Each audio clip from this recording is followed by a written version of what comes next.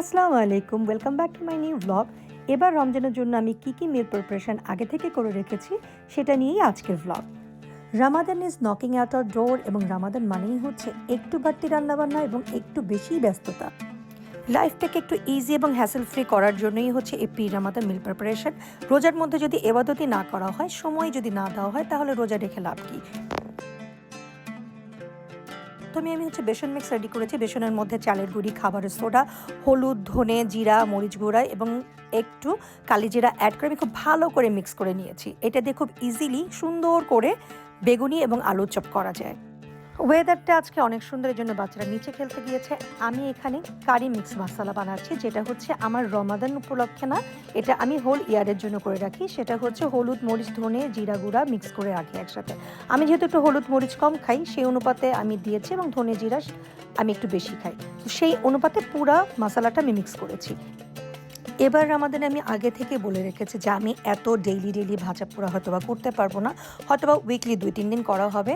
So বেশি আমার পোলাও তেহারি এই টাইপের কিছু করা হবে, এবং পোলাও তেহারির সাথে টিকিয়া না হলে কিন্তু জমে না, স্পেশালি আমি অনেক পছন্দ করি। সো আমি চিকেন টিকিয়াও রেডি করে ফেলেছি। বুটের ডাল এবং চিকেনটা আগে থেকে বয়েল করে ব্লেন্ড করে নিয়েছি, এবং এটার সাথে ভাজা পেঁয়াজ, মরিচ, ধনেপাতা, পুদিনা পাতা, একটা ডিম, লবণ এবং হালকা একটু গরম মশলা অ্যাড করেছি, করে নিজের পছন্দের মতো শেপ দিয়ে এটাকে ফ্রিজ করে নিয়েছি। প্রত্যেকটা খাবারই আমি একটু ফ্রিজে 3-4 ঘন্টা রেখে যখন একটু শক্ত হয়ে গেছে তখন আমি জিপলক ব্যাগে রেখেছি। এটাতে আমার ফ্রিজে অনেকটা স্পেস হয়েছে। আমি সারা রাত ছোলাগুলাও ভিজিয়ে রেখেছিলাম, এবং তারপরে পরের দিন সকালে আমি ছোলাগুলোকে লবণ, হলুদ এবং 1 চামচ খাবারের সোডা দিয়ে সিদ্ধ দিই। খাবারের সোডা দিয়ে সিদ্ধ দিলে ছোলাগুলো খুব নরম হয় এবং খেতেও খুব ভালো লাগে। আমার ফ্রিজে খুব স্পেস নাই, সো ছোট্ট জায়গায় আমাকে অ্যাডজাস্ট করতে হয়। সো পেঁয়াজের জন্য যে ডাল মিক্সটা আছে, এটা আমি ড্রাইটা করে রাখবো হাফ, এবং হাফটা আমি বেটে রাখবো। সেটাতে আমি মসুর, মুগ, তুর, বুটের ডাল এবং ভাঙা পোলাওর চাল অ্যাড করেছি, এবং এটাকে ভালো করে ধুয়ে একটু শুকিয়ে নিয়েছি। আমি আসলে রোদে দেওয়ার ট্রাই করেছিলাম, বাট রোদে আসলে শুকানো সম্ভব না, রোদ ওভাবে এখানে হয়ও না। সো আমি এটাকে এয়ার ফ্রায়ারে 170-তে 2-3 মিনিট করে করে শুকিয়ে নিয়েছি। এরপর এটাকে গ্রাইন্ড করে আমি বক্সে উঠিয়ে রেখেছি। হাফ কাপ এই রেডিমিক্স গুঁড়ার মধ্যে যদি 1/3 কাপ পানি মিক্স করা যায়, দেন দেখা যাবে যে কিছুক্ষণ পরে এটা ফুলে উঠেছে। এটা অন্য পেঁয়াজের মতো খুব সুন্দর করে পেঁয়াজ মরিচ অ্যাড করে মচমচে পেঁয়াজও তৈরি করা যায়। বোঝার সুবিধার্থে আমি 3-4টা পেঁয়াজও এখানে করে দেখিয়েছি। আমি কিন্তু এটার মধ্যে উড়দ ডালও অ্যাড করেছি, বাট এটা আমি আসলে এখানে বলতে ভুলে গিয়েছি। এই মিক্সের সাথে যদি আপনারা গমের ক্রাস্টগুলো অ্যাড করে দেন, তাহলে কিন্তু এটা হালিম মিক্সের জন্য একদম রেডি। বিদেশে এসে যেটা সবচেয়ে বেশি আমি মিস করি সেটা হচ্ছে সেহেরির সময় যে মসজিদে ডাকে ওইটা, এবং ইফতারের আজান, এই জিনিসটা একদম বাজে রকম মিস করি। এটা ছাড়া না কেমন জিনিস সবই ফাঁকা ফাঁকা মনে হয়। এনিওয়েজ, এখানে আর একটা কথা অ্যাড করি। ইফ ইউ থিঙ্ক যে আপনার ব্যাটারটা একটু বেশি লিকুইড হয়ে গেছে, সেক্ষেত্রে কিন্তু আপনি ড্রাই মিক্সটা আর একটু অ্যাড করে নিতে পারেন। যে ডাল মিক্সার হাফটা আমি রেখে দিয়েছিলাম, সেটাকে সুন্দর করে ধুয়ে ভিজিয়ে ওটাকে আমি ব্লেন্ডারে দিয়ে ব্লেন্ড করে নিই। এটাতে আমি অ্যাড করেছিলাম আদা রসুন বাটা, ধনে, জিরা, মরিচ এবং জিরা গুঁড়া। এটা আমি বেটে ফ্রিজে ছোট ছোট ছোট ছোট করে প্যাক করে রেখে দিয়েছি।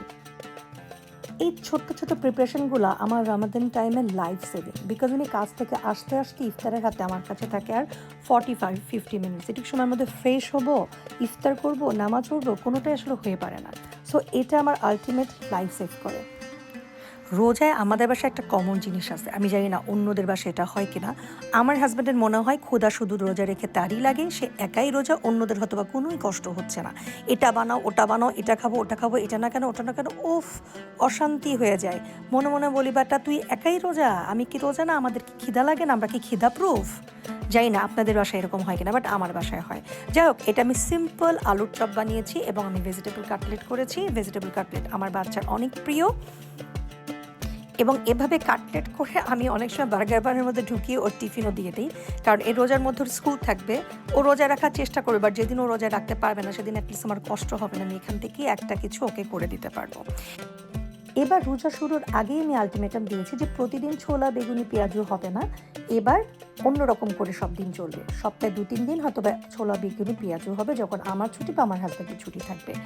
এই জন্য আমি আগে থেকেই প্ল্যান করে রেখেছি হয়তো বা আমি পোলাও, বিরিয়ানি, তেহারি, গরুর মাংস, পরাটা, কাবাব এই টাইপের আইটেম করে রাখবো, যেটা আমি আগে থেকে রেডি করে রাখতে পারবো, আর যেটা হচ্ছে আমার বাচ্চারা বা আমার ফ্যামিলির ওরাই ওভেনে বা এয়ার ফ্রায়ারে করে রাখতে পারবে।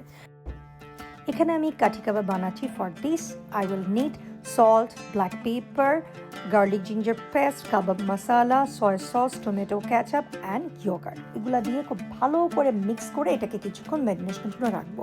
দেন এগুলো রেডি হয়ে গেলে এভাবে কাঠের মধ্যে ভরে ভরে রেখে দিব। এটাকে ফ্রিজে কিছুক্ষণ রাখার পর যখন একটু শক্ত হয়ে যাবে তখন আমি এটাকে জিপলক ব্যাগে রেখে দিব। ইফতারের হাফ অ্যান আওয়ার আগে বের করে নিতে হবে এবং এটাকে এয়ার ফ্রাই, ওভেন অর চাইলে তেলেও ভেজে নেওয়া যেতে পারে।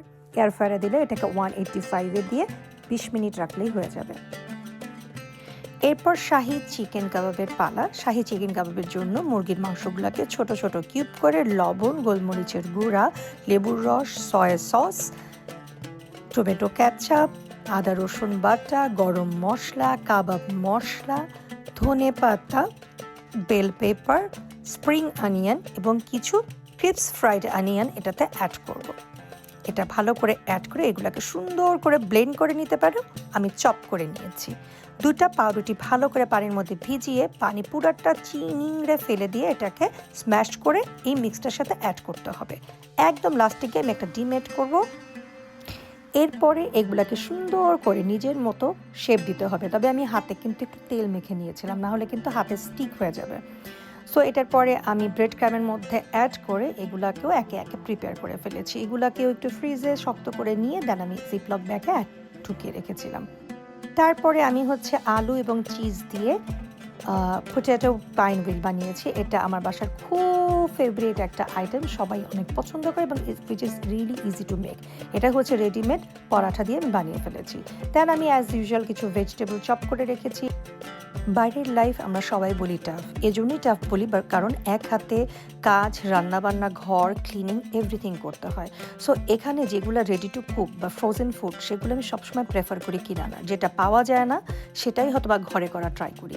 সো আমি যেমন চিকেন সামোসা, মোমো, নাগেটস, তারপরে হচ্ছে অনিয়ন্স রিংস, শ্রিম টেম্পোরা, এরকম অনেক কিছু সসেস টসেস এগুলো আমি কিনেই রাখি। দেখা গেলো যে হঠাৎ করে আমার হট ডগ টট ডগ কিছু করতে মন চলে, স্যান্ডউইচ করতে মন চলে, এরকম স্যালামি টেলামি কেটে আমি করে রাখতে পারবো।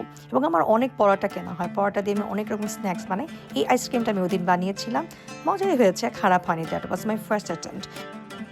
আরও কিছু রামাদান প্রিপারেশন ডিউ আছে যেগুলো আমি রোজা শুরু হওয়ার 1-2 দিন আগে করব। এটা আমি 1 সপ্তাহ আগে করেছি উইকেন্ডে। এই দিনটা অনেক বড় একটা দিন ছিল। সকালে শুরু করেছি আর দুপুর 1:30টার মধ্যে কাজ শেষ করেছি। এরপরে আমি ফ্রেশ হয়ে বাচ্চাদের নিয়ে রামাদান ফেয়ারে গিয়েছি। সেখান থেকে ফিরে হাফ অ্যান আওয়ারে রেডি হয়ে আমার হাজব্যান্ডের সাথে ওর অফিসের নাইট পার্টিতে গিয়েছি। সো ইট ওয়াজ রিয়েলি হ্যাট্রিক ডে। আমি সো টায়ার্ড ছিলাম।